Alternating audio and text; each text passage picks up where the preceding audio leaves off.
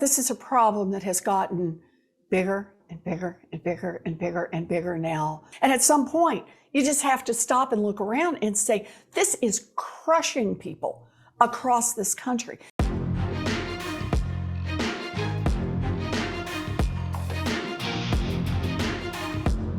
Student loan debt in the U.S. is almost literally off the chart. The latest figures from the Federal Reserve show a record $1.7 trillion worth of this debt. That's an almost 100% increase within the last decade. The federal government is by far the largest lender, and as part of COVID relief measures, borrowers have had their payments paused since March 2020. President Biden extended that pause to May 2022. I'm able to afford the payments, but it still has a big impact on my ability. When will I retire? If I have 10 more years worth of student loans, when I can retire. Under my current plan that's paused now, I still have 10 more years.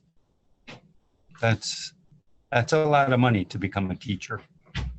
It's really impacted my life over these last 11 years because my husband and I, we wanted to get into the housing market. And I'm like, I don't want to get another huge debt. I still just want to get rid of these loans because they've just like been over my head. And it's just, I think about them all the time because I just log in and I'm like, now it's, over, it's over 350,000. And it's like, what do I do with that? They provided a service and I need to pay that service back and probably a little bit extra, but paying double on what I took out, triple for some people is, I think it's very unfair. And I think that's a broken system that needs to be fixed. It's been 2 years now since anyone paid on student loans. And quite frankly, we've had a taste of how much that helps.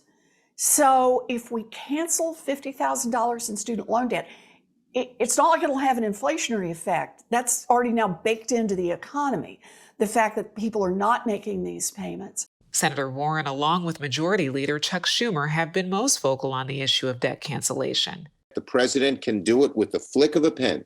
All he has to do is sign an executive order. He doesn't need a single senator. He doesn't need a single Congress member on his side. And in recent weeks, more senators and House members have joined Warren and Schumer's push on this issue. You recently have had a letter where 80 of your colleagues have signed, and you've sent it off to the president asking him to do this widespread cancellation of federal loans. What have you been hearing back from him? Do you see any movement where he might do this in the short term? I'm not going to talk about private conversations, but let me put it this way. The president has now multiple times extended the period of time that no one has to make any payments on student loan debt, regardless of their circumstances. So can the president do it? Of course he can do it. You know how I know that? Because President Obama did it, because President Trump did it, and now because President Biden has done it. The language that authorizes the debt also authorizes modification and cancellation of that debt. President Biden, to his credit, has already canceled $15 billion in student loan debt. So the tools are there. But Biden, as well as Speaker Nancy Pelosi, have said larger amounts of debt cancellation has to be an act of Congress. The Department of Education has said it would investigate Biden's legal authority to cancel more debt, but the administration has yet to release a memo with those findings. The interest rates on federal loans is something that has been very concerning for decades for many borrowers. Is there any interest on your part or those lawmakers who are standing with you to look at that aspect while you may be waiting for the president to make a decision, looking at reform on the interest rates?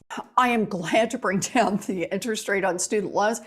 The very first bill I introduced as a brand new senator was to reduce the interest rate on student loans. Right now, though, I really want to keep the focus on debt cancellation. How do you sell this to Americans who say, you know what, I paid my student loans, it was difficult, or I decided to go to a cheaper college, or, those who went to Ivy League schools shouldn't have their debt repaid or debt canceled. How do you sell this urgency to those Americans who say this wouldn't be fair? I help pay for public roads, the interstate highway that runs through South Dakota. I don't drive on it. I haven't so far, and I may never drive on it. But it benefits all of us that it's there. It's a part of how we build an economy that works for everyone. We invest in our interstate highway system. We invest in the things that create opportunity for everyone. We invest in education for second graders. We invest in education for 10th graders.